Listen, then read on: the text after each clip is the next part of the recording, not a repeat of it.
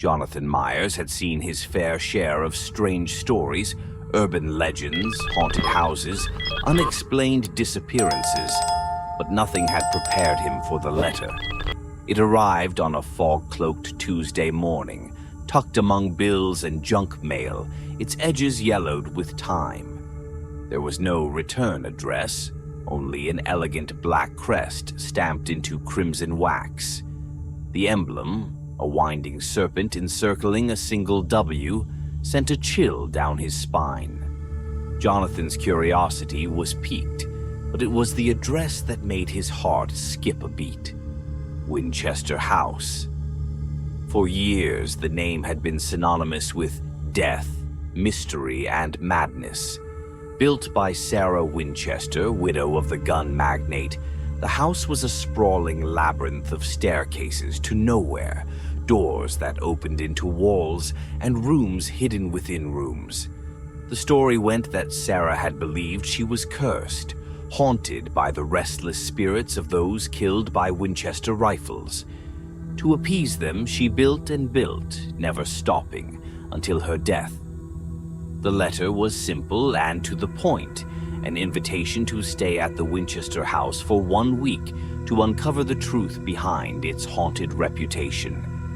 The timing couldn't have been worse, or perhaps better, depending on how one looked at it. Jonathan's career as an investigative journalist had taken a nosedive in recent months. After years of chasing stories that got him nowhere, he was desperate for something that would give him the breakthrough he needed.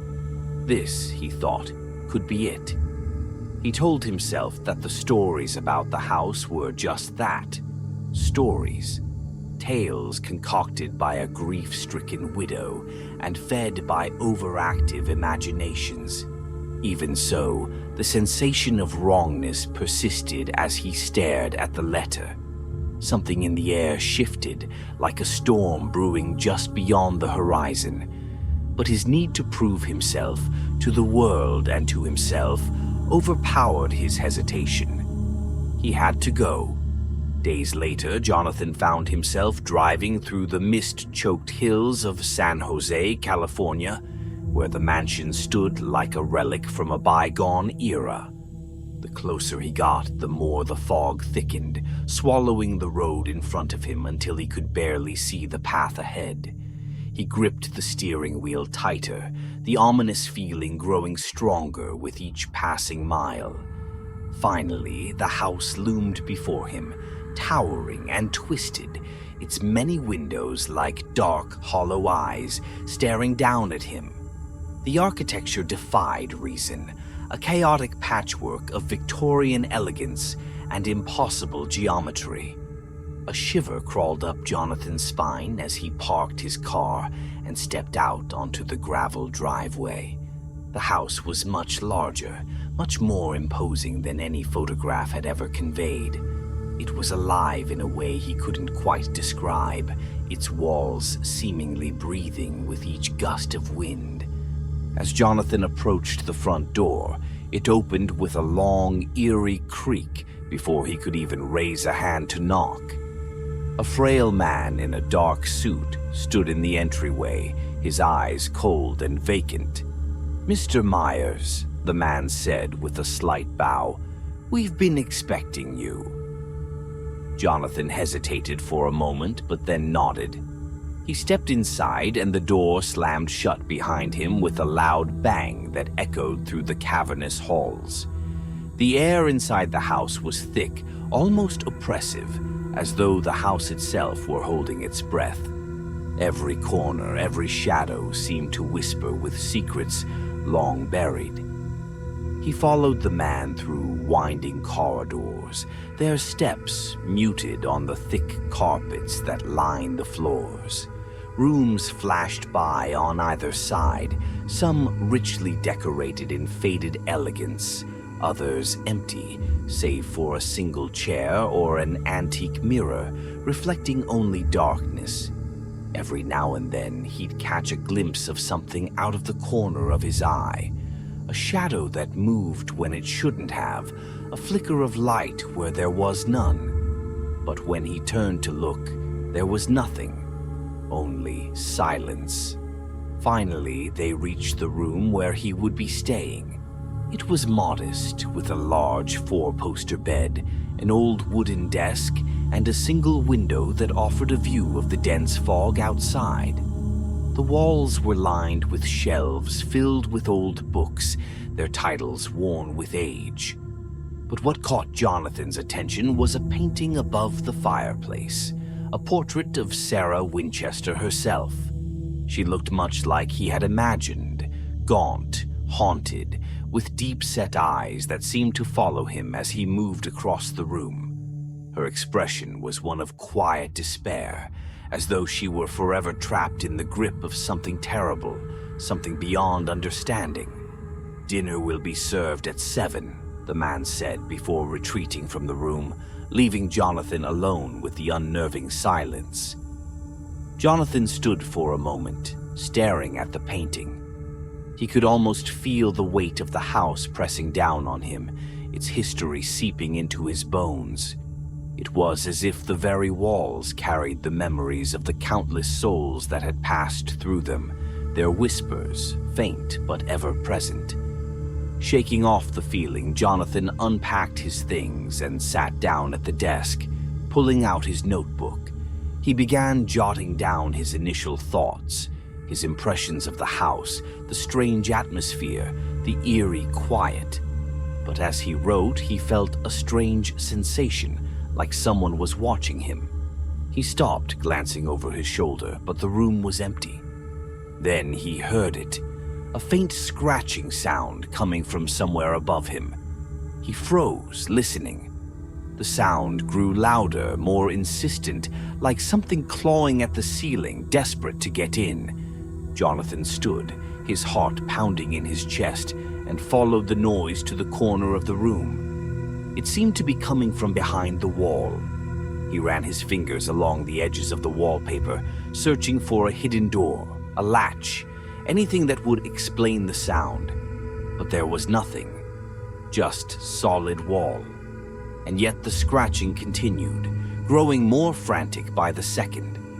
Jonathan's breath came in short, shallow gasps as he backed away from the wall, his mind racing. Was this all in his head? Was the house already starting to play tricks on him? Suddenly, the noise stopped. The silence was deafening, pressing in on him from all sides. Jonathan stood there, his heart hammering in his chest, waiting for something, anything, to happen. But nothing did. He let out a shaky breath and shook his head. He was letting the stories get to him, letting his imagination run wild. He had come here to uncover the truth, not to lose himself in the house's myths. But deep down, Jonathan knew that this was just the beginning. The house had secrets, dark, terrible secrets, and it wasn't going to let him leave without uncovering them. As he sat back down at the desk, the words from the letter echoed in his mind. The truth is waiting for you inside these walls. All you have to do is find it. Jonathan glanced once more at the portrait of Sarah Winchester, her hollow eyes fixed on him. The house never forgets, and neither would he. The second night in the Winchester house was colder. The air seemed to carry a bitter chill that gnawed at Jonathan's skin, no matter how many layers he wore. As the sun set, the house's shadow stretched long across the lawn like a creeping phantom, and Jonathan couldn't shake the feeling that it was pulling him deeper into its suffocating embrace. By the time he finished dinner, served by the same gaunt man who had greeted him upon his arrival, the sense of unease had turned to outright dread. He couldn't explain it. There was no rational cause, no evidence of anything truly sinister. But the house felt different, as though it had woken up. Jonathan retreated to his room earlier than the previous night, hoping to bury himself in his notes. He tried to ignore the oddities that had plagued him since he arrived, the moving shadows, the strange, rhythmic creaking in the walls, the cold that seemed to gather in certain corners of the house no matter the temperature outside. He convinced himself that it was just the house settling, or his imagination running wild after reading so many of Sarah Winchester's writings. But deep down, he knew the truth. The house was alive. He sat at the desk and opened Sarah's journal, the aged pages brittle under his fingers.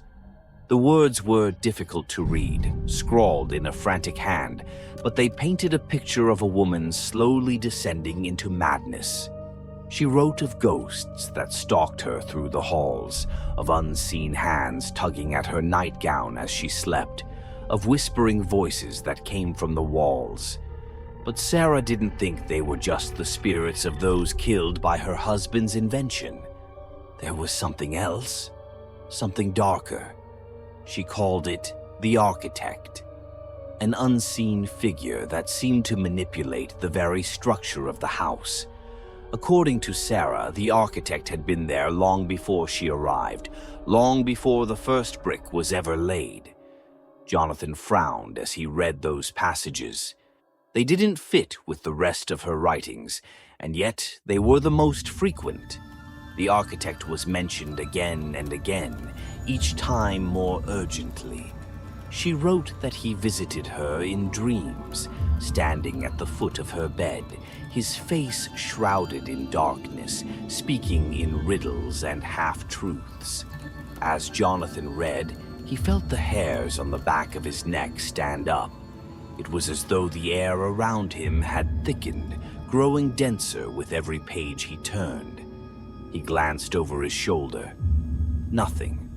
Only the flickering shadows cast by the firelight. The scratching started again, faint but insistent, like nails scraping against wood. Jonathan's pulse quickened, but this time he refused to let his fear control him.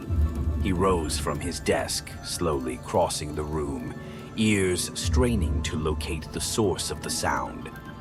It wasn't coming from the wall this time, but from the hallway outside his door.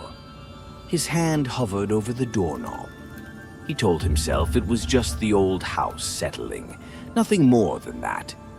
But when he opened the door, the sound stopped. The hallway was empty, but the oppressive cold was stronger now. It clung to him like a second skin. The corridor stretched out in front of him, dimly lit by wall sconces, but something about it seemed off. The angles felt wrong, as though the walls were slightly leaning inward, pressing down on him.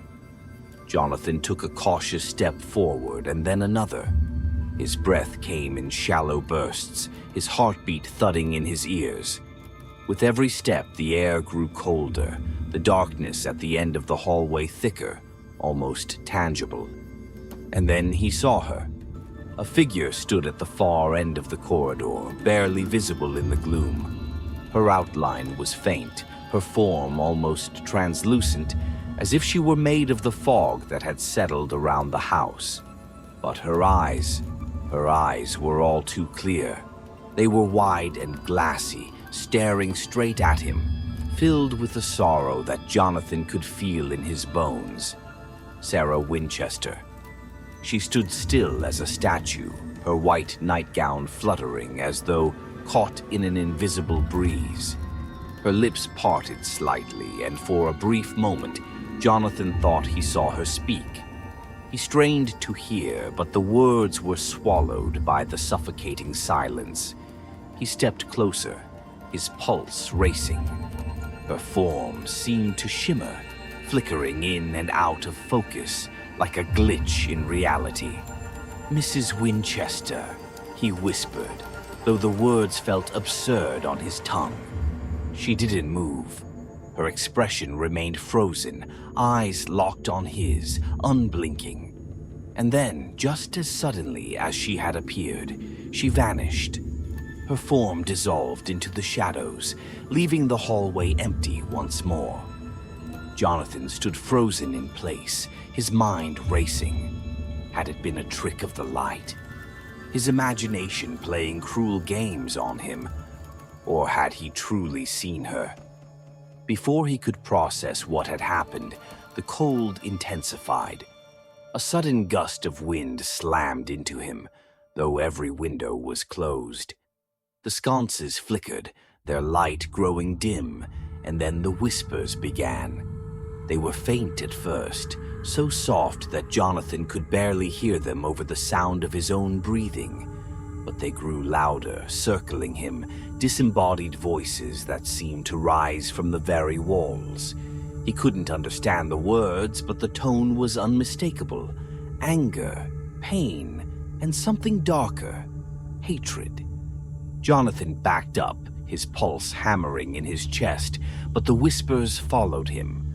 The walls felt closer now, the corridor shrinking, suffocating him.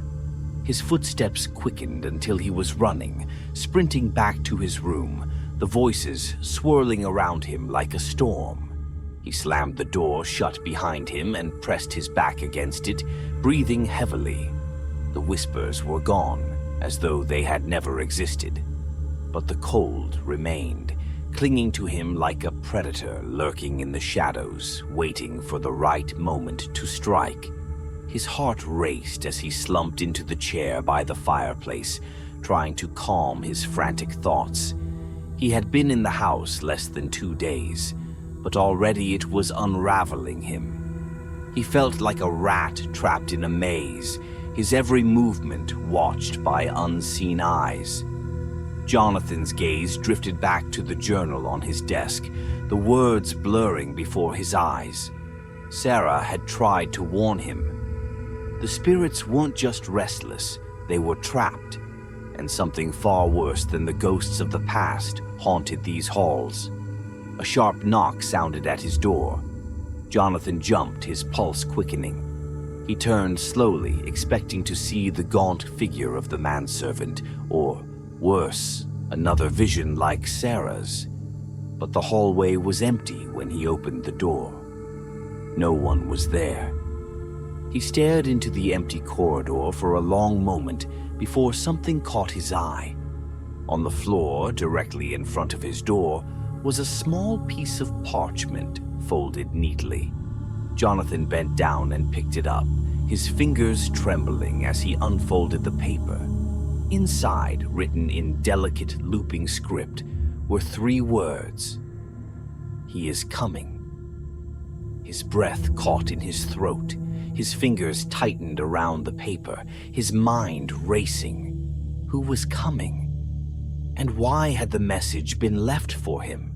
As he stood there, holding the note, he could feel it again, that presence, the one that had been lurking in the shadows since his arrival. It was closer now, watching him, waiting for the right moment to reveal itself. The house wasn't just haunted by the ghosts of the dead. There was something far worse hiding within its walls, something ancient, something that had been here long before Sarah Winchester ever set foot on this cursed land. And now it had its sights set on him. Jonathan swallowed hard and glanced around the room, feeling the weight of the house pressing in on him once more. The words from the journal echoed in his mind. He is always watching. The architect. Jonathan had come to uncover the truth, but now the truth was beginning to uncover him. And the more he learned, the more he feared that there was no escaping the Winchester House. Not without facing the horrors that lurked within. The haunting had begun, and Jonathan was only just beginning to understand the depth of the nightmare he had stepped into. The house had him now. Jonathan could feel it in the way the walls seemed to close in on him, tightening their grip. Time was slipping. Hours felt like minutes. Minutes felt like days. He no longer knew whether it was day or night outside, as though the house existed in its own pocket of reality, disconnected from the world beyond its doors. Every time he looked out the window, all he saw was the endless gray fog swirling like a living thing, wrapping the mansion in its cold, ghostly shroud. But it was inside where the real danger lurked. Jonathan had stopped sleeping. Every time he closed his eyes, he would feel that presence, the one Sarah Winchester had called the Architect. It was more than just a figure haunting his dreams. It was a force, a shadow that twisted the house's very bones, reshaping its rooms and halls, shifting walls, creating new corridors where none had existed. Each time Jonathan tried to map out the mansion, he found himself lost, wandering down endless hallways that curved back on themselves or led him to places he swore he had never seen before. And it wasn't just the layout. There were rooms now that seemed to pulse with a strange energy, an unnatural warmth that seemed to radiate from the very walls. Symbols, vaguely familiar but grotesque in their twisting ancient designs, had begun to appear in the corners of rooms, etched into the wood or scrawled in the dust of forgotten floors. They whispered of something far darker than the restless spirits that had once tormented Sarah Winchester. Something far older. Jonathan found one such symbol on the wall of a narrow staircase that spiraled down into the darkness beneath the house. It was carved deep into the wood, surrounded by strange markings, jagged lines that intersected in impossible ways, like the branches of some dead, twisted tree. He traced the symbols with his fingers, feeling a low vibration hum through the house, almost as if it were responding to his touch. It was alive, but not in the way he had initially thought. The house wasn't just haunted by ghosts. It was a living entity, bound to the Architect. The further Jonathan descended, the colder it became. His breath fogged in the air, the temperature dropping sharply as he moved deeper into the belly of the mansion. Every creak of the wooden steps echoed unnaturally, as though the sound was absorbed and then spat back at him by the house itself. But he didn't stop. He couldn't. Something was driving him forward now, a compulsion he didn't fully understand, but one that felt almost like instinct. He had to keep going. He had to find it. At the bottom of the stairs, Jonathan reached a door. It was old, older than any part of the house he had seen so far. The wood was blackened with age, the iron hinges rusted but still intact. A strange symbol, similar to the ones he had seen before, was carved into the door, but this one seemed more elaborate, more deliberate. Jonathan hesitated for only a moment before pushing the door open. Beyond was a room unlike any other in the Winchester house. The air here was thick, heavy with an unnatural stillness. At the center of the room was an altar, and above it, suspended in the air by chains that seemed to descend from nowhere, was a figure cloaked in shadow, the Architect. Jonathan's breath caught in his throat. The figure was not fully human. Its form was twisted, shifting in and out of focus, as though it existed in multiple dimensions at once. Its face was a dark void, featureless, yet Jonathan could feel its eyes on him. The air hummed with a low, constant vibration, as if the entire house was resonating with the presence of this being. He took a cautious step forward, feeling the weight of the entity's gaze settle over him. The Architect did not move, but its voice filled the room, low and melodic, yet laced with a darkness that chilled Jonathan to his core. "You seek the truth, Jonathan Myers," it said, the voice resonating in his mind as much as in the air around him. "But do you understand what that truth will cost you?" Jonathan swallowed hard, his voice barely above a whisper. "What are you?"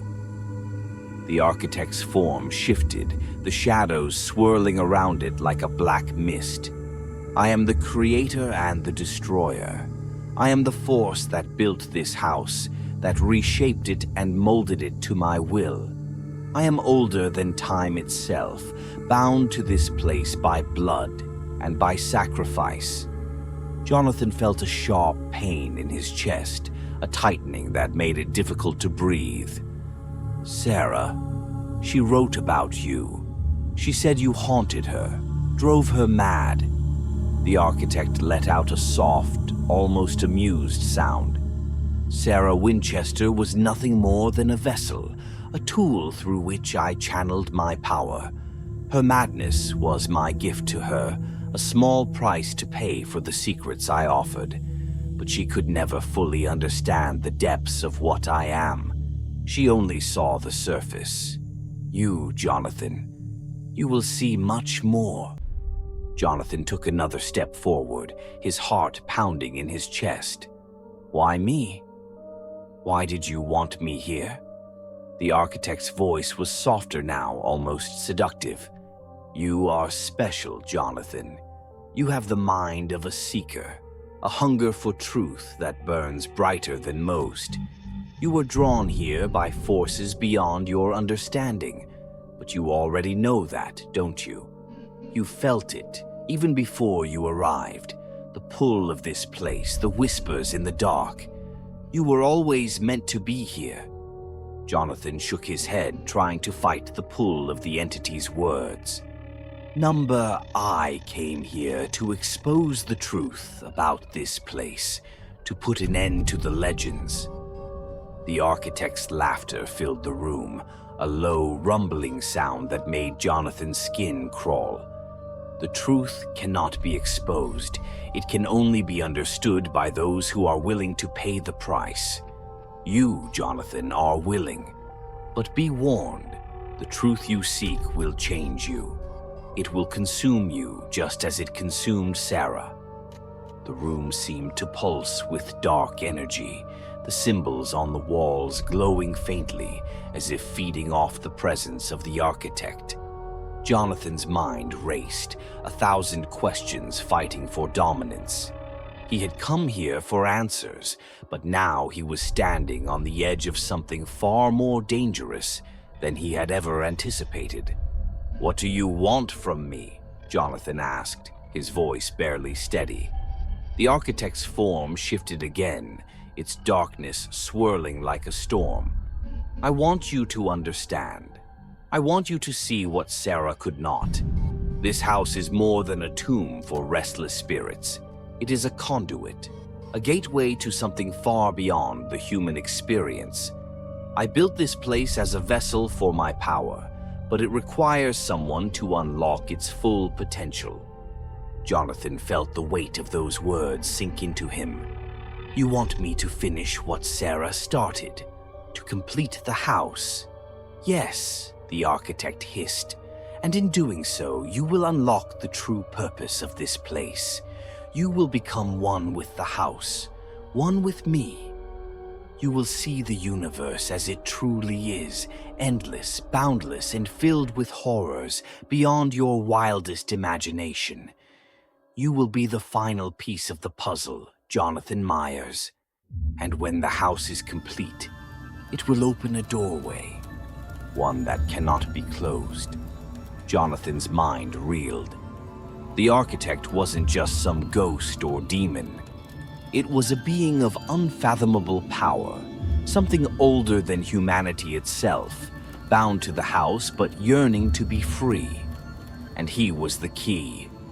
No, Jonathan whispered. I won't be a part of this.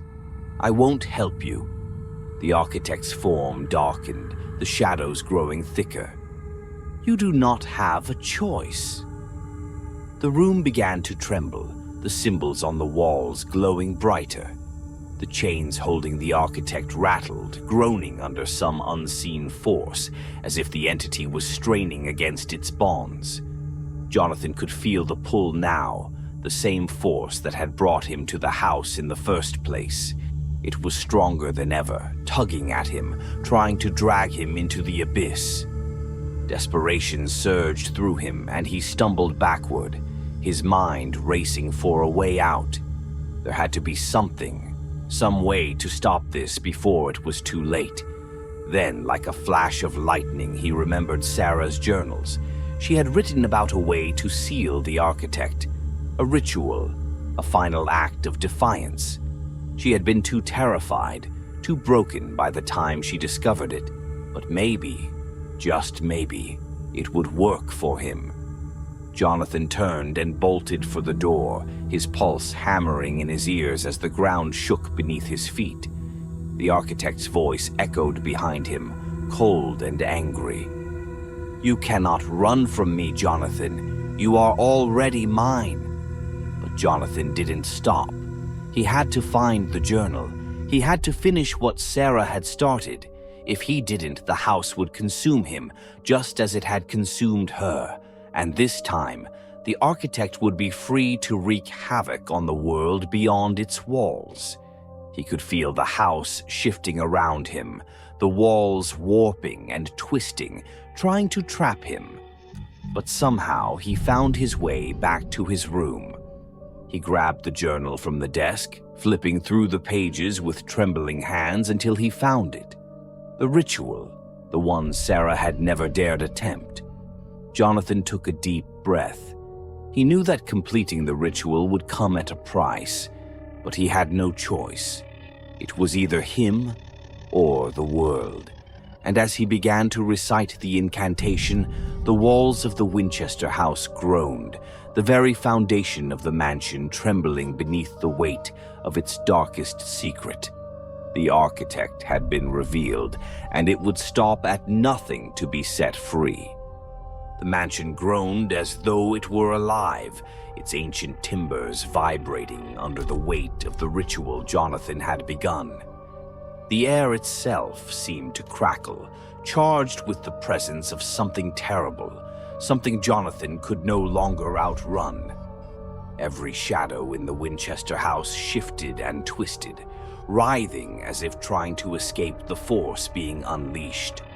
Jonathan's breath came in shallow gasps as he knelt in the center of the room, the journal open before him on the floor. The ritual Sarah had never dared to complete was laid out in stark, trembling ink, each word seeming to crawl across the page like living things. His voice trembled as he continued to chant the incantation. He could feel the house responding, walls vibrating, windows rattling in their frames, the very foundation quaking under some terrible strain.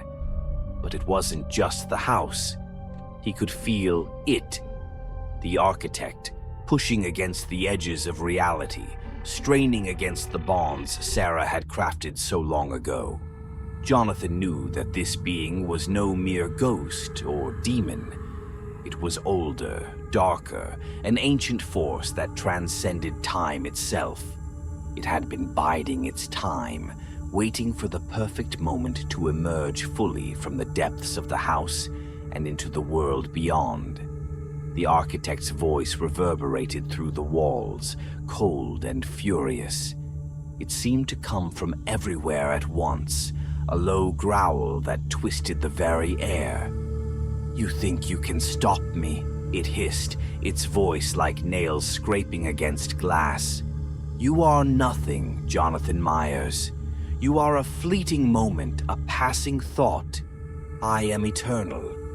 Jonathan's heart pounded in his chest, every instinct screaming at him to run, to escape the house before it consumed him whole. But there was no escape. Not now. Not ever. The house had its claws in him, just as it had with Sarah. Just as it had with every soul who dared cross its threshold. But he wasn't just another victim. Not anymore. He was the final piece of the puzzle, and if he didn't finish this, the house would unleash a darkness that would never be contained again. The architect's form began to materialize in the center of the room, rising from the floor like smoke made solid, twisting into a towering figure of shadow and malice. Its eyes, deep voids of nothingness, bore into Jonathan's soul, filled with an ancient hunger. The chains that had bound it for so long were beginning to crack, crumbling under the force of its will. Jonathan felt the pull of those eyes, the insidious temptation to stop, to give in and let the house take him. "Look at what you've done," the architect whispered, its voice dark and seductive. "You're no hero, Jonathan. You've brought us to the brink. Finish the ritual, and you'll only seal your own fate. But surrender, and I will spare you." For a moment, Jonathan hesitated. The weight of the ritual crushed down on him, and the promise of escape was intoxicating. He was so tired of running, of fighting, of trying to understand this ancient evil that seemed beyond comprehension. And yet, in that moment of near surrender, Sarah's words echoed in his mind. "He is always watching." Sarah Winchester had spent her life building this house, trying to keep the architect contained. She had given everything to this cursed place, driven to madness in her effort to hold it at bay. Jonathan couldn't let that be in vain. He couldn't allow this darkness to spill out into the world, not when he had a chance to stop it. He clenched his teeth and resumed the chant, forcing the words from his throat with all the strength he could muster. The architect roared in fury, the air around Jonathan vibrating with the force of its anger. The shadows in the room twisted and writhed, the very structure of the house buckling under the power of the ritual. The floor cracked beneath him, jagged lines spreading outward like a web as the house fought back. But Jonathan pressed on. The incantation grew louder, stronger. His voice, once shaky and weak, now rang with determination. He could feel the architect's power waning, the chains tightening around it once more, pulling it back, forcing it into submission. The symbols etched into the walls flared to life, glowing a deep crimson, and the ground beneath Jonathan's knees began to pulse with an unnatural heat. The architect screamed, a sound that was not of this world. It was the sound of something ancient and eternal being dragged back into the void. Jonathan felt the temperature in the room plummet as the shadows were sucked inward, pulled toward the altar where the architect's form writhed in agony. The chains binding it reformed, glowing white-hot as they wrapped around its limbs, pulling it down into the earth, deeper into the heart of the house. The architect's voice, once commanding and full of malice, grew desperate. "You don't know what you're doing. This house—" But its words were cut off as the last of its form was consumed by the ritual. The room exploded with a brilliant flash of light, blinding Jonathan, and then there was silence. Utter, suffocating silence. For a long moment, Jonathan remained on his knees, his breath ragged, his heart thundering in his chest. He felt hollow, empty, as though something had been ripped from his soul in the process of sealing the architect away. The house, once so full of energy and malevolence, now seemed quiet, still, as though it, too, had fallen into an uneasy slumber. Slowly, Jonathan rose to his feet. His body ached, his mind reeling from what he had just endured. But he was alive. He had survived. The architect was gone, sealed away once more beneath the foundations of the house. The doorways had returned to their original places, the corridors no longer twisted in impossible ways. For the first time since he had arrived, the Winchester House felt ordinary. But as Jonathan stood there, staring at the quiet walls, he realized that the victory felt hollow. He had won, yes, but at what cost? The house was no longer shifting and alive, but it still stood. It still bore the marks of Sarah's madness, of the architect's influence, and the dark truth he had uncovered. The darkest secret of all weighed heavy on his soul. The Winchester House wasn't just a haunted mansion. It was a prison, not just for spirits, but for something much worse. The architect wasn't gone, only trapped once again beneath the house's cursed floors, waiting. Jonathan knew then that the house would never truly be free of its darkness. No matter how hard Sarah had tried, no matter the cost to herself or the sacrifices she had made, the architect would always remain, sealed away but never destroyed. It would wait, patient and eternal, for the day when another soul, curious, desperate, or unwitting, would stumble through its doors, and then it would begin again. Jonathan walked to the front door, his footsteps echoing in the empty halls. As he reached for the doorknob, he hesitated, glancing back one last time. The house was silent, its secrets hidden once more in the labyrinth of rooms and corridors that had claimed so many before him. But he could feel it, the faint pulse of something dark and ancient just beneath the surface. Watching, he stepped outside, breathing in the cold, fresh air. The fog had lifted, revealing a clear night sky filled with stars. The Winchester House loomed behind him, a dark silhouette against the moonlit sky. Jonathan knew he could never forget what had happened here. The house had let him go, but he would never truly be free. The darkness had left its mark on him, just as it had on Sarah Winchester. He would carry it with him for the rest of his life, the knowledge that somewhere, hidden beneath the floorboards of the old mansion, something far worse than death still waited. As Jonathan walked down the gravel path, he cast one last glance back at the house. For a moment he thought he saw something, a flicker of movement in one of the upper windows. But when he looked again, it was gone. The Winchester House stood silent and still, but it was not asleep. It never would be. And neither, Jonathan realized, would he.